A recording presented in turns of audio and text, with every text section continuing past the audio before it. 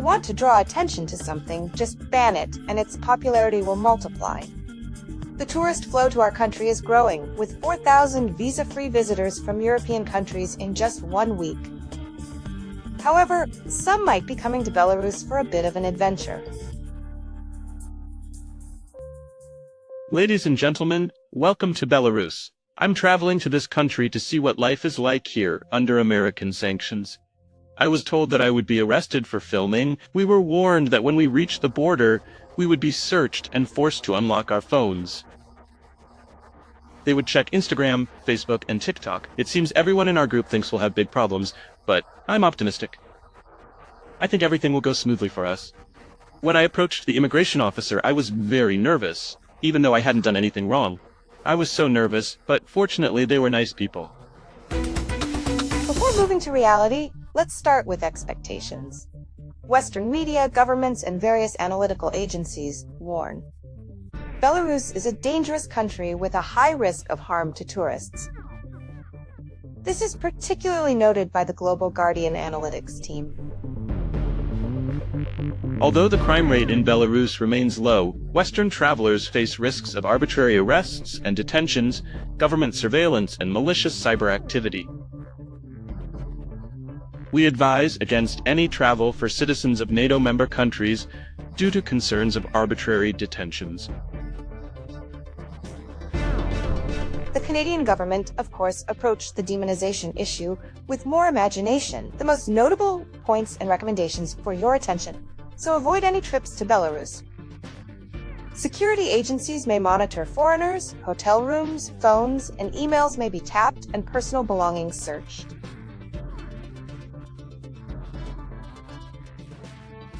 Only use taxis, as buses and trolleybuses are in poor technical condition. Also, don't leave food or drinks unattended. The Canadian government imagines that luxury car theft is common. Therefore, they recommend keeping valuables out of sight. And generally, it's better not to show signs of wealth. However, the reality seen with one's own eyes is starkly different from the recommendations issued by Western governments. A Polish woman visited Belarus visa-free and literally blew up social media with her enthusiasm. The streets are clean, almost like maternity wards. The products are of good quality, prices are reasonable, high-speed internet. I wish I had such internet at work.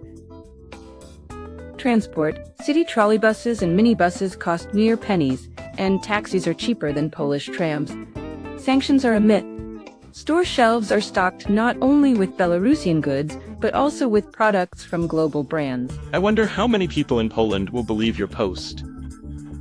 I'm afraid not many. The media, the so-called elites, effectively brainwash and manipulate people's minds. British blogger Harry Jaggart, who has 1.5 million subscribers on YouTube, went on a tour of Belarus, expecting an extreme trip with arrests for videos against the backdrop of authoritarian stagnation. The myth is shattered. The picture shows the real state of affairs, although of course with the author's subjective judgments. Welcome to Minsk.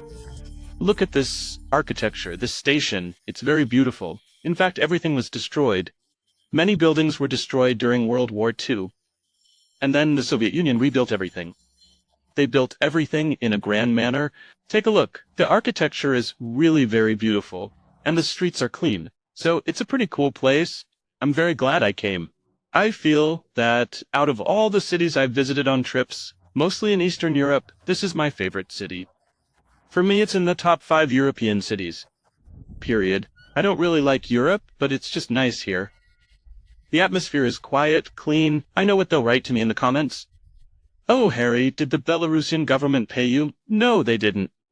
I'm absolutely honest. It's a good place. I like it here. It's really beautiful, pleasant, easy. I'm an American, and wow, Belarus is much better than it's portrayed here. I always assumed it would be a country I'd never want to visit, but you just made me want to go.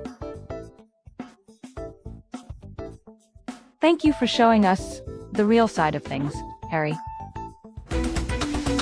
Facing reality against the Western narrative, considering that the governments elected by these people, firstly, blatantly lie to their voters, and secondly, incite social aggression by attaching negative labels.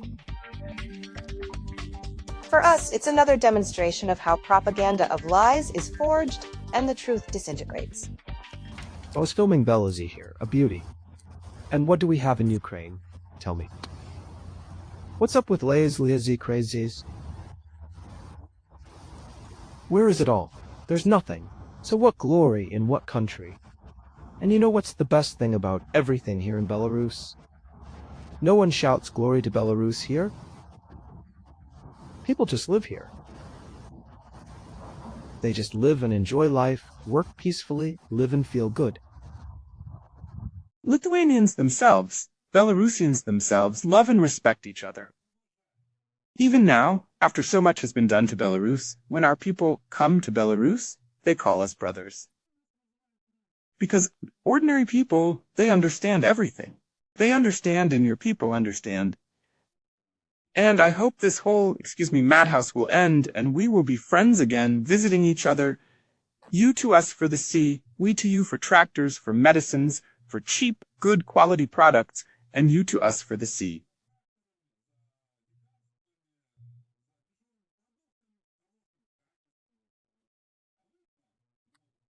Today, freedom of speech in the West has degraded to the state of freedom of lies, and the residents of Western countries seem trapped in a box, a narrow framework of so-called reliable, biased sources of information, and a very vivid example of how Western myths collapse with tourists, and by tourists in Belarus. Welcome to visa-free 35 European countries. Ekaterina Tikhomirova, Mikhail Tikhanov, First Informational. Dynamic music.